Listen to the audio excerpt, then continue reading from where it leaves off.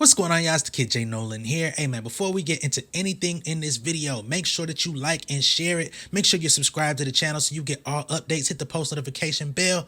Alright y'all, let's get into it. Y'all, so if you've been keeping up with my channel, y'all would know about a month or so ago, a little bit longer possibly, I talked about this whole Ed Sheeran case going up against Marvin Gaye and some of the contributors that worked on the Let's Get It On single. Everybody knows Let's Get It On by Marvin Gaye. Heirs of Ed Thompson. Ed Thompson also co-wrote and co-produced the record. His family came at Ed Sheeran basically saying that he was infringing upon the copyright from the arrangement, the chord progression, everything. They basically said that the song was a complete copy of Marvin Gaye's Let's Get It On, right? Thinking Out Loud is one of Ed Sheeran's biggest hits of his whole career. They came out and opened up this case against Ed Sheeran back in 2017. So this thing has been going on for the better part of 6 years. During this trial, Ed Sheeran tried to defend himself on the stand. He even played guitar in the courtroom, letting them know the exact notes and chords that he actually played. It seemed like they were having a very combative type of interaction between himself and the other attorneys trying to prosecute him. He stood his ground and even said, if I lose this case, I will completely quit doing music. All of the Ed Sheeran fans out there, you actually don't have anything to worry about because he was found not liable, aka not guilty. Following this verdict in court, Ed Sheeran said, I'm obviously very happy with the outcome of the case and it looks like I'm not going to have to retire from my day job after all. But at the same time, I am unbelievably frustrated that baseless claims like this are allowed to go to court. This is not the first time that Ed Sheeran was actually accused of copyright infringement for his music. He actually won a previous trial in the UK concerning a separate case for his 2017 song Shape of You. Him and his collaborators were also previously accused of copying the song Amazing by Matt Cardle for the 2014 song called Photograph. Settled that case out of court. Ed Sheeran says there's only so many notes and very few chords used in pop music, which is very true.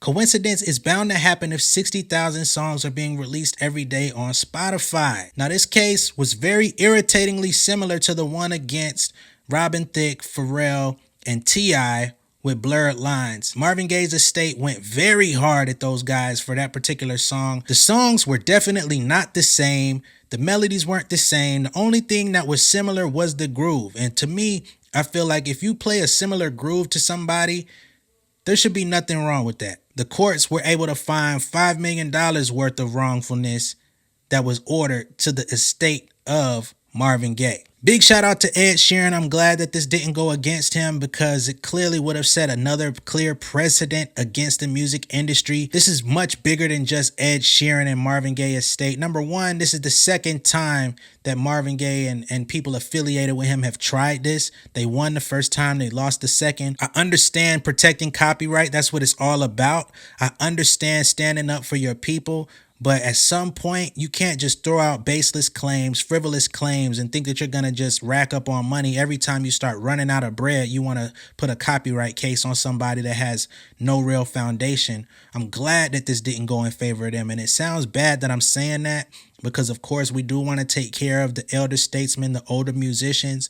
But when y'all become money hungry and it's your family that's out here trying to play games with people, I'm not with that. Let me know what y'all think it is down below in the comments. Be sure to like and share this video. If this is your first time seeing me on YouTube, go ahead and hit that subscribe button and hit the post notification bell for all updates. And I will see you guys on the next one. All right. Much love and respect, y'all. Stay safe out there. Please be careful about what it is that you're playing in the studio. Be careful what you're sampling. If you need some help, stick around at the end of this video for my promotion from my website, The Pen Game Elite, for all upcoming artists, producers, songwriters, and managers or people helping them. All right. Much love, respect, peace.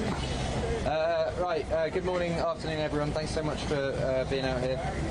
I'm obviously very happy with the outcome of the case, and it looks like I'm not having to retire from my day job after all.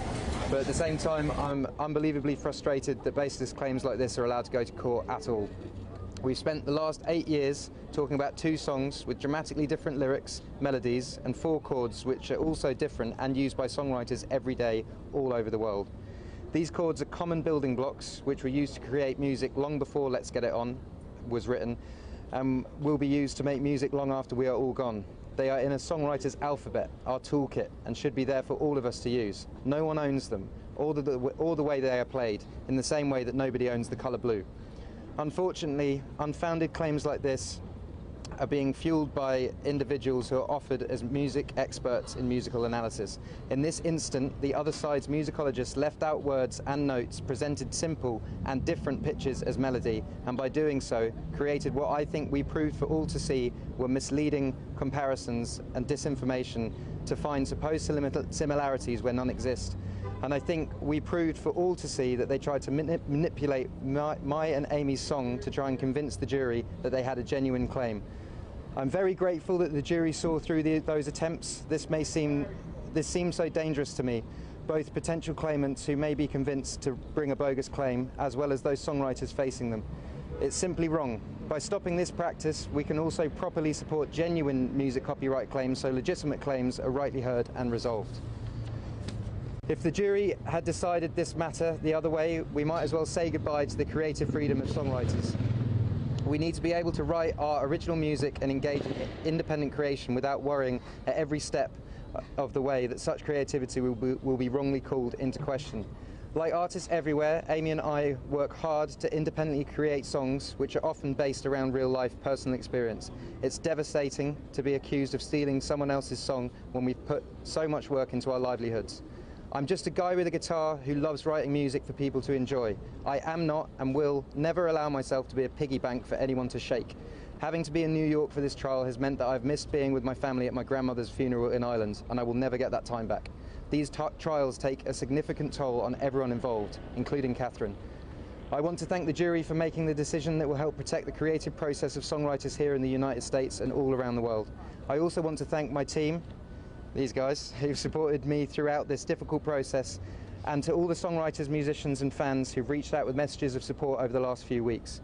And finally, I would like to thank Amy.